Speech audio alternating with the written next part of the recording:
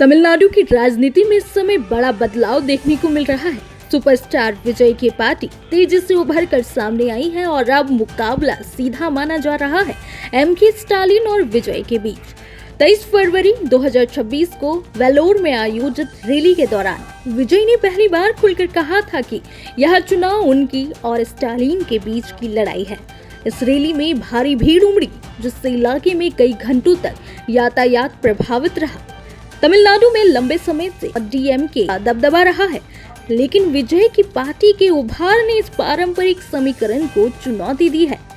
अब समझते हैं विजय की तेजी से बढ़ती ताकत के कारण। पहला कारण, जबरदस्त स्टारडम। विजय की पहचान सिर्फ एक अभिनेता की नहीं, बल्कि मास हीरो की है।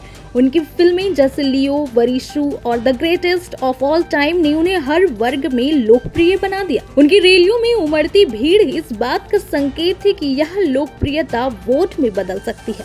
दूसरा कारण, करियर के पीक पर राजनीति में एंट्री।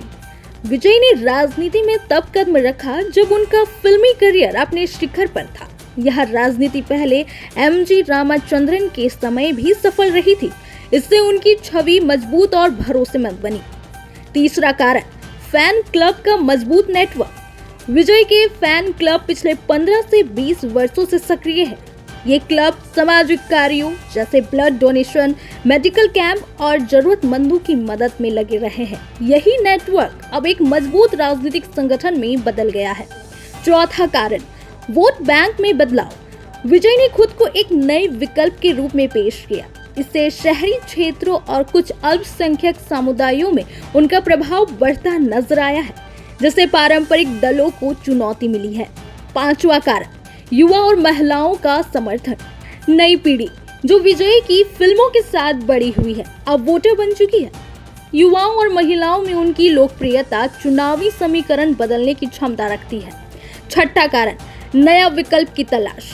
लंबे समय से एक ही राजनीतिक ढांचे के कारण जनता एक नए चेहरे की तलाश में थी। विजय ने उसी खाली जगह को भरा और खुद को विकल्प के रूप में स्थापित किया। इसके अलावा युवाओं और महिलाओं का समर्थन भी विजय की ताकत माना जा रहा है, जिससे उनकी पार्टी को तेजी से विस्तार मिला है। हालांकि सरकार बनाने के लिए अभी उन्हें सहयोग की जरूरत होगी और आने वाले समय में गठबंधन की राजनीति अहम भूमिका निभा सकती है। अब देखना होगा कि क्या विजय इस राजनीतिक बढ़त को सत्ता में बदल पाते हैं या तमिलनाडु की राजनीति में एक बार फिर पुराने समीकरण ही कायम रहते हैं।